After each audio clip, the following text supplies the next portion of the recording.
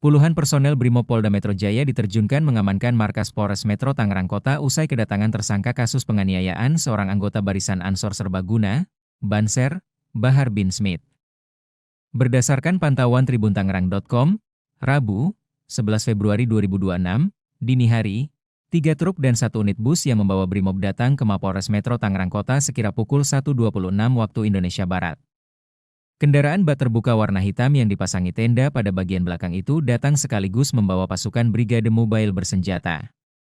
Selain itu, polisi turut menempatkan sejumlah kendaraan taktis sebagai langkah pengamanan khusus mengantisipasi potensi ancaman selama proses pemeriksaan terhadap Bahar bin Smith. Masing-masing kendaraan taktis ditempatkan pada akses jalan yang ada di sebelah kanan dan kiri untuk masuk ke gedung lantai 6 tersebut.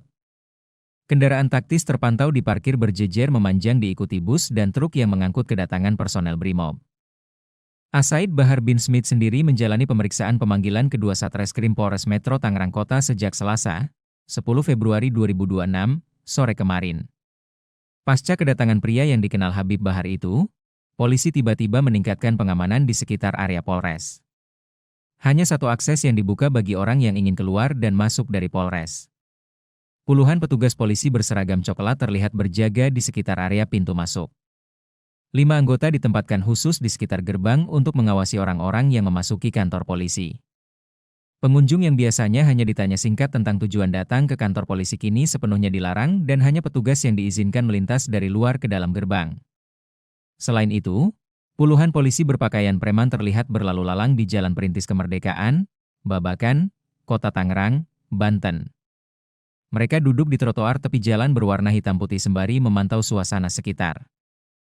Kemudian pada area lobi juga turut dijaga sejumlah polisi yang nampak menanyakan orang-orang yang hendak masuk ke dalam gedung setinggi 6 lantai tersebut. Berdasarkan informasi yang dihimpun hingga saat ini Bahar bin Smith telah menjalani pemeriksaan selama 19 jam. Akan tetapi sampai saat ini belum diketahui langkah yang diambil kepolisian terhadap Bahar langsung melakukan penahanan atau tidak.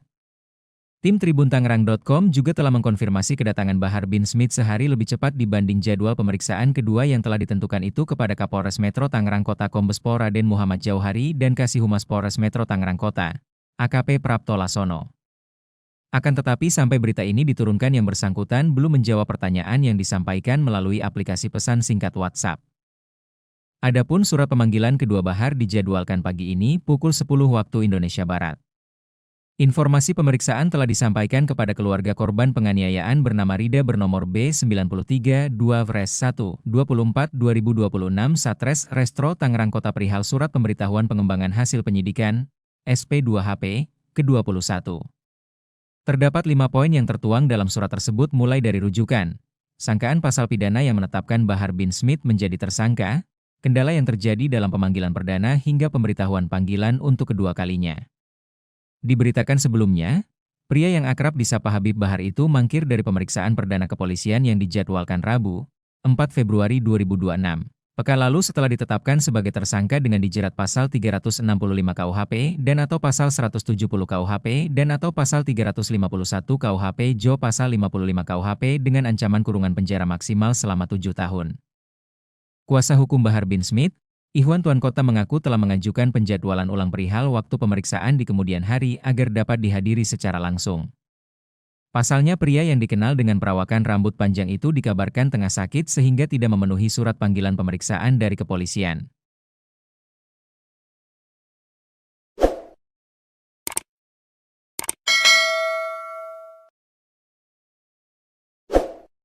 Jangan lupa subscribe